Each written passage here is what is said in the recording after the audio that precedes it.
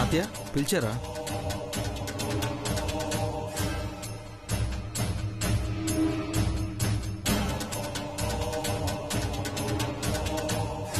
ఏంటి కళ్యాణి, నా కోసం అక్కడ వెతుకుతున్నావా? నేను అక్కడ ఎందుకుంటాను?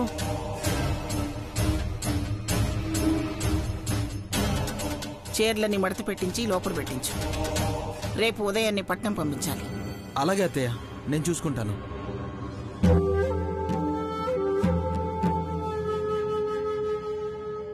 అమ్మగారు పిలిచారా? సంతకెళ్ళి కొత్తపేట తీసుకురా. దేనికోసం అర్థమైందిగా? అర్థమైంది అమ్మగారు.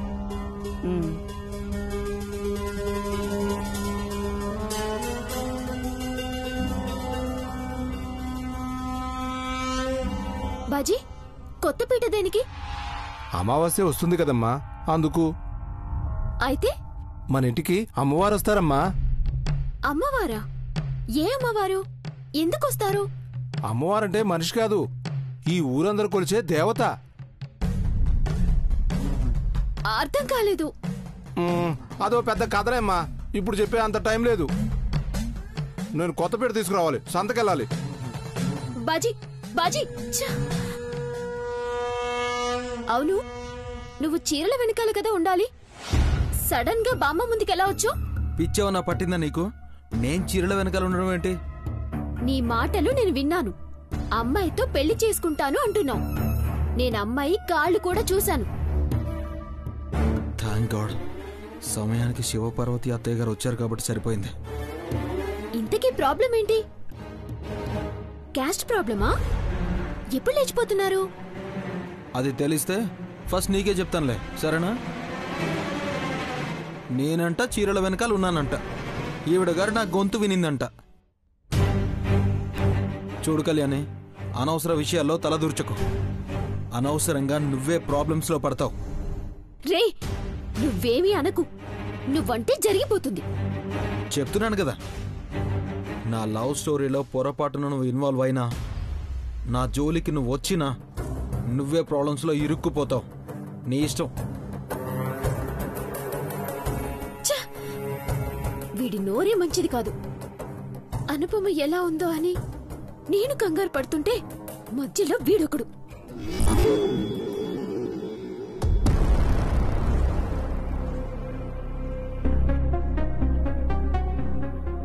సంపదను ఒకసారి హాస్పిటల్కి వెళ్లి కడుపులో బిడ్డ ఎలా పెరుగుతుందో చెకప్ చేయించుకొని రమ్మని చెప్పాలి. డెలివరీ టైంలో ఏదైనా ప్రాబ్లం అయితే శౌర్య బాధపడతాడు. సంపద, సంపద, గదిలో లేకుండా ఎక్కడికి వెళ్ళి ఉంటుంది?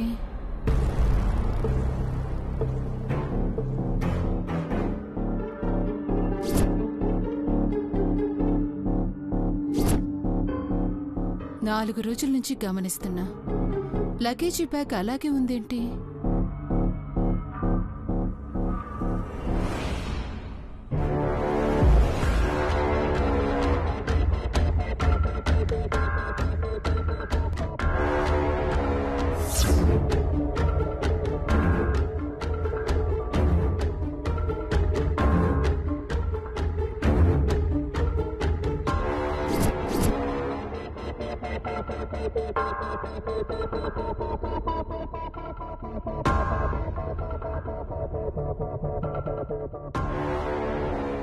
ఇది శౌర్యవాచ్ కాదే,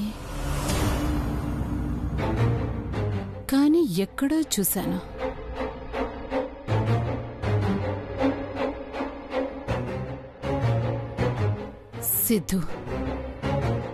సిద్ధు దగ్గర చూశానా?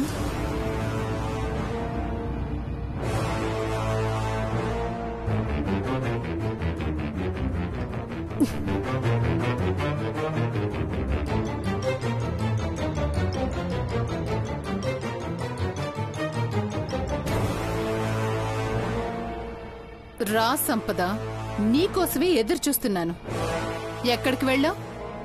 రా.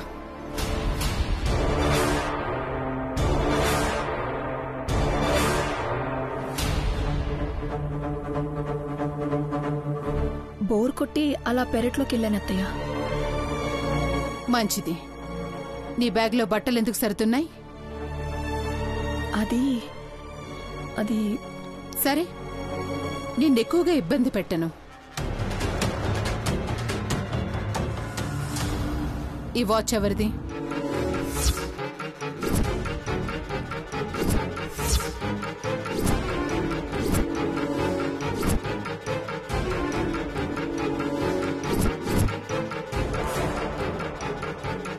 ఈ వాచ్ శౌర్యదా?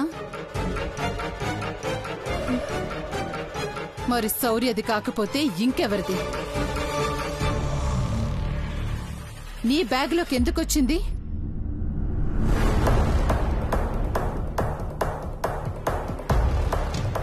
నీ బ్యాగ్లో ఉంటే శౌర్యదైనా అయ్యుండాలి, లేదా నీదైనా అయ్యుండాలి.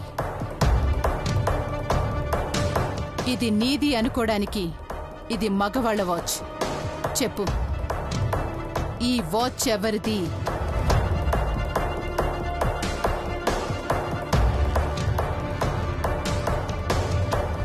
ఇది మా తమ్ముడు సిద్ధు వాచ్ వదినా. అయినా సిద్ధు వాచ్ నీకెక్కడదొదినా? అదే నాకు అర్థం కావడం లేదు. చెప్పు సంపద, సిద్ధార్థ వాచ్, అందులోనూ పగిలిపోయిన వాచ్ నీ దగ్గరెందుకుంది?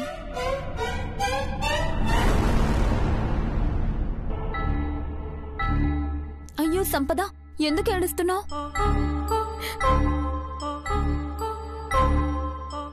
నిజంగా నా బ్యాగ్లోకి సిద్ధు వాచ్ ఎలా వచ్చిందో నాకు తెలియదు అత్తయ్య.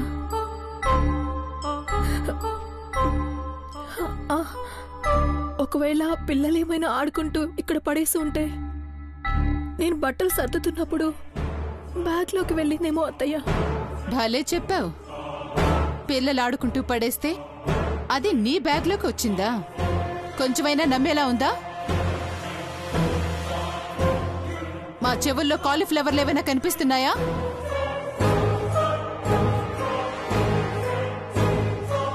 శౌర్య, నీ పెళ్ళానికి నేను మరీ వెర్రి వెంగళప్పలా కనిపిస్తున్నట్టున్నాన్రా.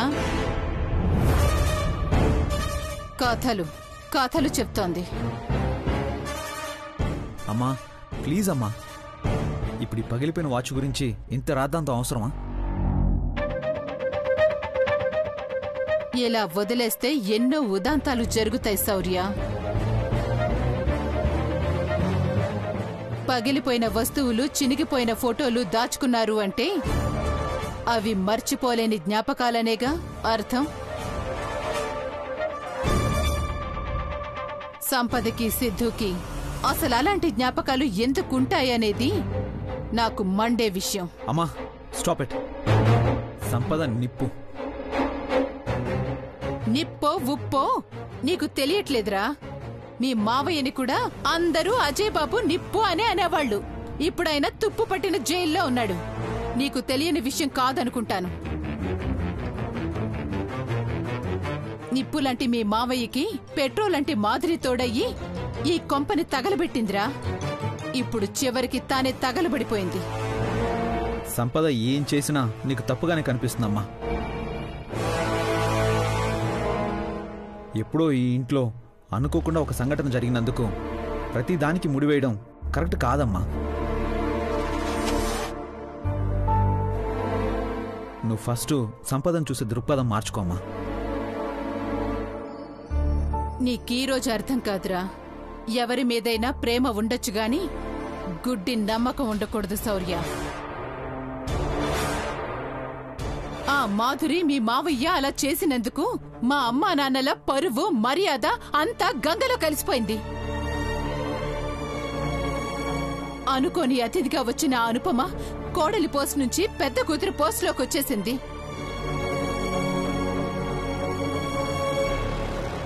కన్న కూతుర్ని కాబట్టి పైకి మీ అమ్మమ్మ చెప్పకపోయినా నా ఆడపడుచు మాదిరి వల్లే ఈ ఇల్లు 18 ఏళ్లుగా వల్లకాడైందని నా మీద గుర్రుగా ఉంది. మళ్ళీ ఎట్నుంచి ఏ ప్రమాదం వస్తుందో అని నా భయం రా. అంతకు మించి నీ పెళ్ళాన్ని తిట్టాలని కాదు, అత్తని కాబట్టి సాధించాలని నాకు ఏమాత్రం లేదు శౌర్య. నీ భయం నాకు అర్థమైందమ్మా, కానీ సంపద మామయ్యలా చేయదు.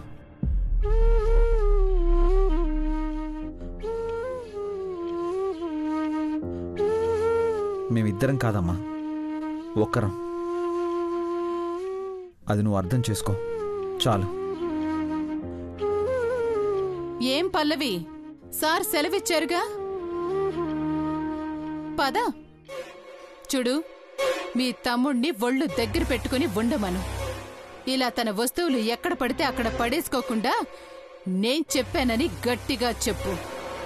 పద.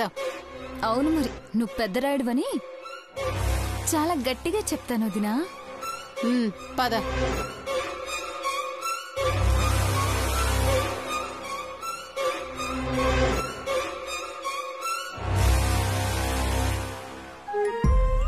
మా అమ్మ తరఫున నేను నీకు సారీ చెప్తున్నాను. అత్తయ్య గురించి తెలిసిందే కదండి, నేనేమనుకోను. నీలా అర్థం చేసుకునే భార్య దొరకడం నిజంగా నా అదృష్టం.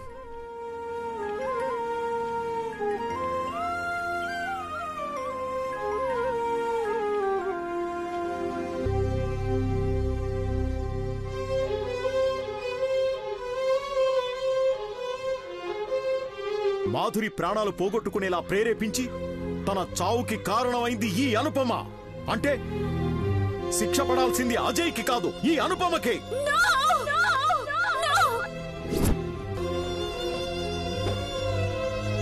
మీ మనసులో ఉన్న కుట్ర తెలిసి కూడా న్యాయస్థానానికి వచ్చి తప్పు తనే చేసేనని ఒప్పుకుంది. అది తన మంచితనం.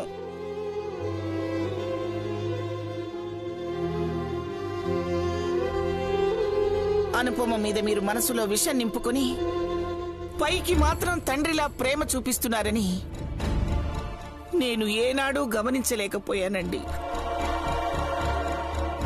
నేను తప్పు చేస్తున్నానని తెలిసినా నా మనవరాలు నాకు దగ్గరవుతుందనే స్వార్థంతో నీకు అన్యాయం చేయాలని చూశాను అనుపమ. నీకు అన్యాయం చేస్తున్నానని తెలిసినా నువ్వు కోర్టుకొచ్చావు అంటే నీదెంత గొప్ప మనసు. శివ నాతో మాట్లాడకుండా సూటిపోటి మాటలు అనటంలో అసలు తప్పే లేదనిపిస్తుంది. అనుపమకి మొహం ఎలా చూపించను? అందరిలో ఉన్నప్పుడు పెద్దవాడిననే మీ మనసులో క్షమించు అనుపమ అని అడగలేకపోయాను. ఒక్కతే ఉన్నప్పుడైనా అడగాలి. నిన్ను క్షమించాను నాన్న అని అనేదాకా అనుపమ చేతులు వదలకూడదు.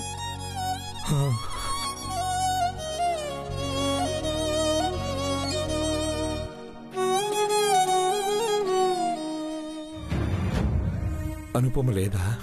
అది మావయ్య గారు, ఈ రోజు నుంచి నేను కానీ దమయంతి వదిన కానీ మీకు భోజనం తెచ్చివ్వాలంట మావయ్య గారు.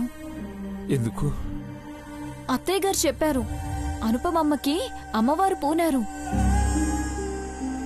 అమావాస్య కదా మావయ్య గారు. ముందు రోజు నుండి అమావాస్య వెళ్లిపోయిన తర్వాత రోజు వరకు అనుపమమ్మతో ఏ పని చేయించారు కదా. అనుపమ ఎలా ఉంది? ఇప్పటికైతే బానే ఉంది మావయ్య గారు. సరే, భోజనం అక్కడ పెట్టెళ్ళు.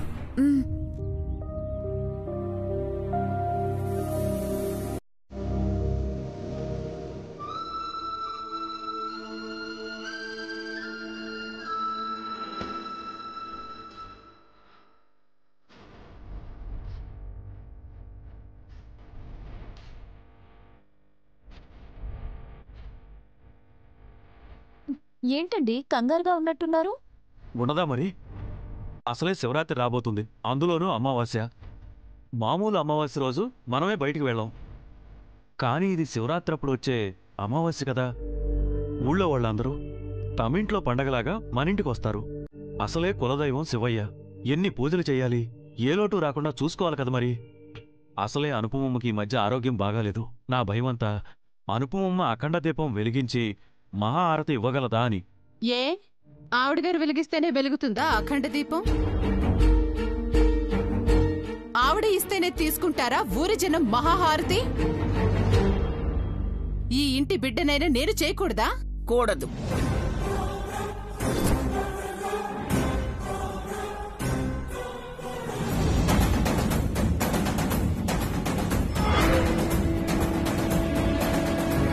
దమయంతి, పెళ్లి కాకముందు నువ్వు ఇంటి బిడ్డవి. ఇప్పుడు నీ ఇంటి పేరు, గోత్రం అన్నీ మారిపోయాయి. అఖండ జ్యోతి వెలిగించాల్సింది, మహాహారతి ఇవ్వాల్సింది ఈ ఇంటి ఆడపిల్ల. అయితే కళ్యాణి ఉంది కదమ్మా, అనుపమే చెయ్యాలని ఎందుకు అనుకుంటావు? కళ్యాణి నీ మనవరాలే కదా. కళ్యాణి ఈ ఇంటి బిడ్డ కాదు, అజయ్ కూతురు. కళ్యాణి పుట్టక ముందే అజయ్కి ఇంటితో సంబంధం తెగిపోయింది. ఆ విషయం నీకు తెలుసు అనుకుంటాను. కానీ అమ్మా, అనుపమమ్మ ఒంట్లోకి అమ్మవారు వస్తారు. ఇప్పటికే నీరసంగా ఉన్నారు, పైగా శివతాండవం చెయ్యాలి. చేతిలో కాగడా ఉంటుంది. అఖండ దీపం వెలిగించి మహాహారతి ఇవ్వాలి. జరగరాంది ఏదైనా జరిగితే అప్పుడు అందరం బాధపడాలమ్మా. అప్పుడు ఇన్ని సంవత్సరాల నుండి మీరు కాపాడుకుంటూ వస్తున్న వంశ పరువు ప్రతిష్ట మంట కలిసిపోతుందమ్మా.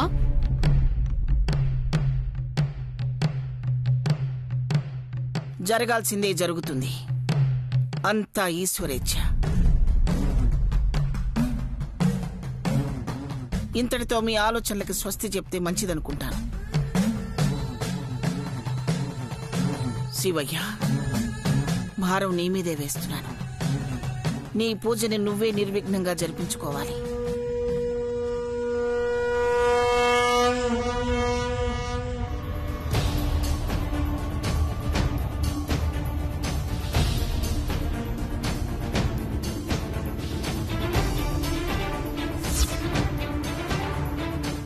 బాజీ, ఈ పీట ఎందుకు? చెప్పాను కదమ్మా, మన ఇంటికి అమ్మోరు తల్లి రాబోతుందని. చాలా ఏర్పాట్లు చేయాలా. ఇప్పటికే చాలా ఆలస్యం అయిపోయింది. ఏర్పాట్లలో ఏ లోటుపాట్లున్నా అమ్మోరు తల్లి ఆగ్రహించేస్తుంది. మళ్ళీ వచ్చేస్తానమ్మా, వస్తాను. బాజీ బాజీ బాజీ,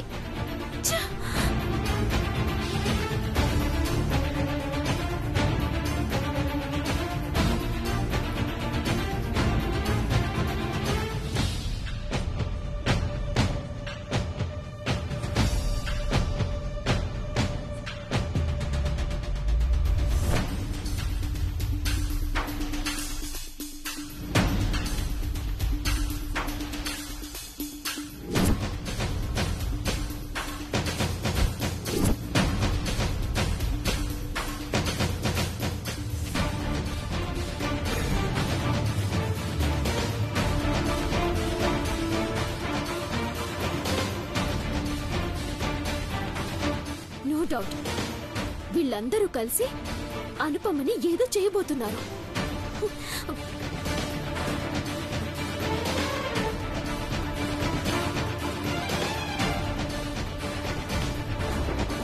కళ్యాణి ఆగు. ఎక్కడికి?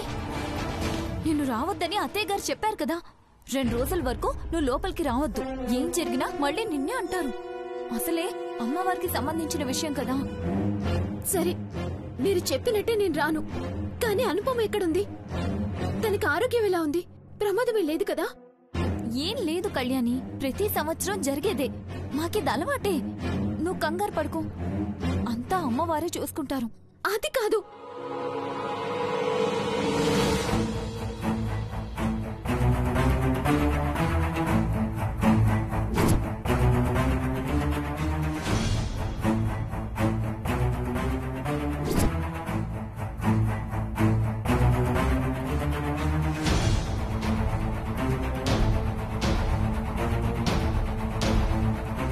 బామ్మగారి చేతులకి రక్తం ఏంటి?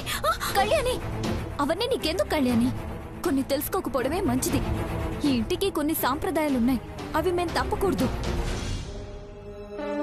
నాకు తెలియాలి. కళ్యాణి, బామ్మగారు, కళ్యాణి, మీ చేతులకి రక్తం ఏంటి? కళ్యాణి ఆగు. అనుపమకి ఏమైంది? పల్లవి, ఆ పిల్లతో నీకు మాట్లాడేమిటి? లోపలికొస్తుంటే రావద్దని చెప్తున్నానత్తయ్యా.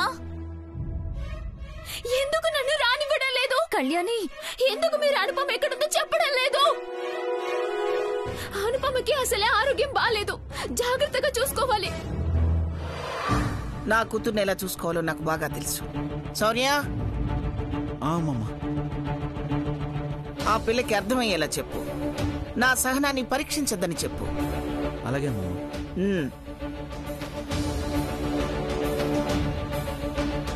అనుపమ, కళ్యాణి చెప్పేది అనుపమ. కళ్యాణి పద. అది కాదు ఆఫీసర్. ఇంకేం మాట్లాడుకో పద. కళ్యాణి వెళ్ళు. పద.